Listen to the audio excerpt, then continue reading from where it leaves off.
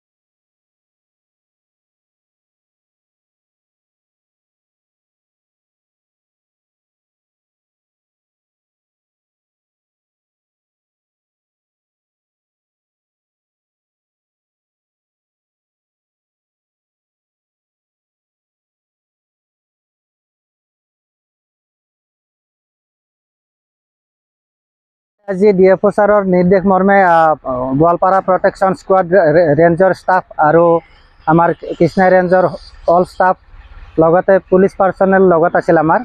আমি খাৰদাং এৰিয়াত অতৰ্কিতে অভিযান চলাই আমি এটা অবৈধ কাঠফলা মেচিন জব্দ কৰাৰ লগতে 8 গাড়ী খাল আৰু চেগুন চৰকাৰী মূল্য 1,75,000 মান হ'ব।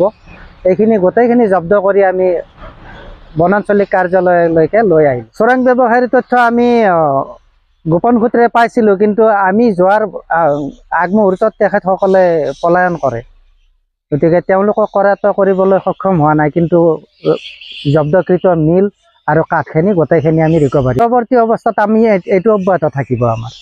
আজি আমি ডিএফও ছাৰৰ খবৰ মতে আমি খাৰদাং এলেকাত এটা অবৈধ মিল উচ্ছেদ কৰিলোঁ আৰু শাল চেগুন কাঠ আমি বহুতখিনি আনিলোঁ। মোটামুটি ধৰক 1,50,000-1,75,000 টকা হৈ যাব।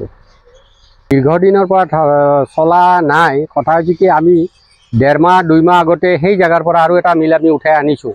আমাৰ হাতত সেইটো মিল আছে মজুত। গতিকে আকৌ এইটোৰ খবৰ ডিএফও ছাৰে আমাক দিলে, আমি সেই ডিএফও ছাৰৰ নিৰ্দেশক্ৰমে আজি উঠাই লৈ আহিলোঁ। লগত আমাৰ প্ৰটেকশ্যন আছে গোৱালপাৰা, লগত কৃষ্ণাই থানাৰ ষ্টাফ আছে, যৌথভাৱে আমি উঠাই আনিলোঁ।